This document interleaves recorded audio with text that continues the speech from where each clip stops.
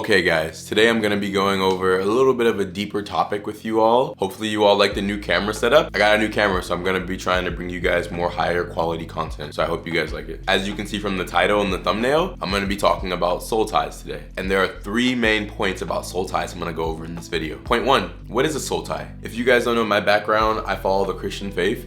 And as I'm taught, soul ties are when you connect with another person on a sexual level. So after you have sex with somebody, you actually combine with them. In the Bible, it says when you have sex with somebody, the two flesh become one. So whenever you have sex with somebody, you're actually combining your soul, your energy, your top essence with this other person. On this channel, I talk about not being a fan of hookup culture or one night stands. Me personally, I don't think that it's really good for young people or people in general to do that or to follow that. And I came to this realization not just because of my Bible, the holy text that I follow, not just because of my faith or my religion, but through my own personal experience. When I was younger and engaging in activity like this, sexual promiscuity, not watching who I connected myself with sexually, I got into a lot of trouble. And some of it didn't even belong to me. Imagine it like this. Imagine two pieces of wood, two small pieces of wood, and imagine them super glued together. Now, whenever you try to rip that wood apart, you can take it apart, but there's gonna be a little bit of each of the pieces of wood on the other piece. So there's gonna be some residue from this wood piece on this wood piece,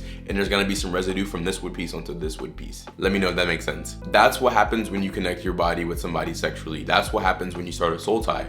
I've had in the past, maybe I just had sex with somebody one or two times, but when I went back to just trying to live my own regular life as like a solo individual, I would find myself thinking about them, missing them, feeling like a sort of pain and uncomfortable feeling in my body.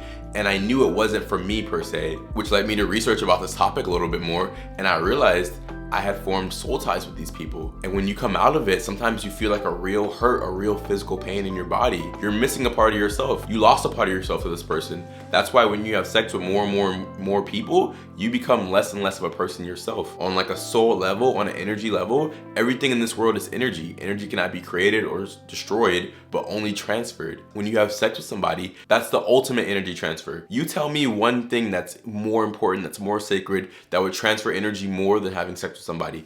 You can't do it from dapping somebody up or shaking somebody's hand or even giving somebody a hug. It happens from sexual intercourse, from sexual contact. Point two, why avoid soul ties? Why not just go out there and have fun? Maybe you're young, you want to be able to experience things on a sexual level. You want to get like some sexual experience under your belt. That's one thing they say nowadays. Oh, well, don't you want to be experienced? If you don't try it, when that right person does come along, you won't know what to do. Well, the reason why I believe that you should avoid a soul tie and why young people don't need experience or why people don't need experience with sex is because what you lose is way more than what you gain. So although you might gain some experience in the sexual arena, you might know how to lay it down, or maybe you're just having fun and it feels really good. Sex feels really, really good. I understand that.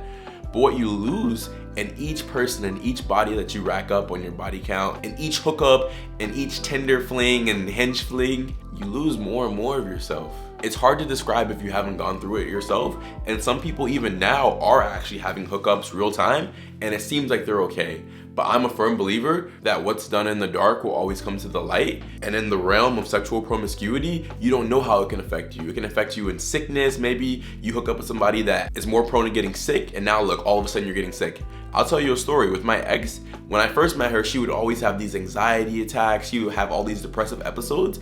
And I would be like, oh, well, it was foreign to me. I'd never experienced anything like that. And from us being together, pretty soon, I started having anxiety attacks. I experienced burnout. I started having all these depressive symptoms. And I'm not trying to blame it on her. I'm not trying to put that on her. Some could say maybe it's just a correlation of being around somebody like this. Okay, fair point, maybe so.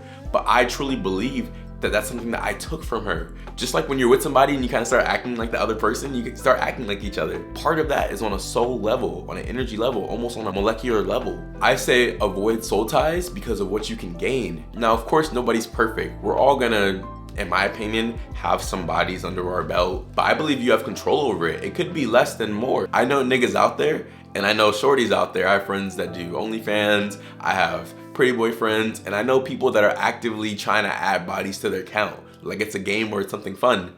But I'm here to tell you, ladies and gentlemen, It's not a game. What you do with your body is not a joke. It shouldn't be some fun plaything.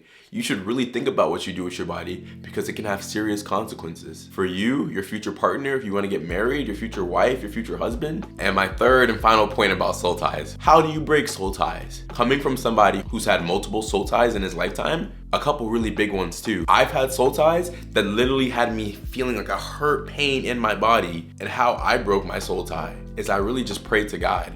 I prayed to him for forgiveness. I asked him to forgive me for what I did. And I prayed for him to give me back the piece of me that I left with the person that I had sex with. And I prayed that the part of her within me would go back to her so that we could be whole again and that we could be full again and go our separate ways finally. Don't get me wrong. I think sex is a beautiful thing, and shared with the right person, somebody that you believe in, somebody that you could see yourself with long term, I think that's a great thing. But just casual flings, hookups and stuff, I feel like that'll leave you broken. It'll leave you as a broken man. It'll leave you as a broken woman. And everything in society is telling you different.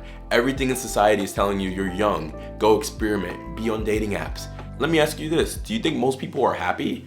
Those same people that are going and telling you that you need to hook up and you need to be free, that are telling you about sexual freedom and things like that, I want you to take a long, hard look at them. Are those same people even happy? Half the time, those people hate their lives anyways. So how are you gonna tell me to do what you did just so I can get the same result as you? I say reject degeneracy. I say reject promiscuity. Coming from somebody that's engaged in these things himself, I'm telling you that it's not worth it. I asked myself what this channel is about, and really, my magnum opus of this channel is a message and a letter to my nephew. He's 17 years old, he's a senior right now. He's just getting out of high school, about to go into college. And really this whole channel is a letter pinned to him, trying to offer him guidance and direction and have him do things differently than how I did them. So think about somebody you love. If you have like a little sister or a little brother or a son or a daughter, would you want them to engage in these things? Would you want them to engage in sexual promiscuity? I did it and I'm ashamed for it. I had to pay consequences for it. I wouldn't want my nephew to do it. So I urge you to heed my message. I'm not trying to put anybody down. I'm not trying to shame anybody. We've all done things that maybe we're not the most proud of, but the best thing you can do is today start to be different. You can change. You don't have to stay the same. Guys, this is a little bit of a deeper topic today. I'm testing out the new camera. I thought the setup was cool. If you're new to the channel, my name is Alton. Welcome. If you like what you see, I make a bunch of content just like this. Do me a favor and hit that subscribe button. Drop a like if you like the video. Comment down below. Let me know what's your thoughts about it. If you have differing opinions, I'd love to hear them. If you have similar opinions, I'd love to hear them. Much love, guys.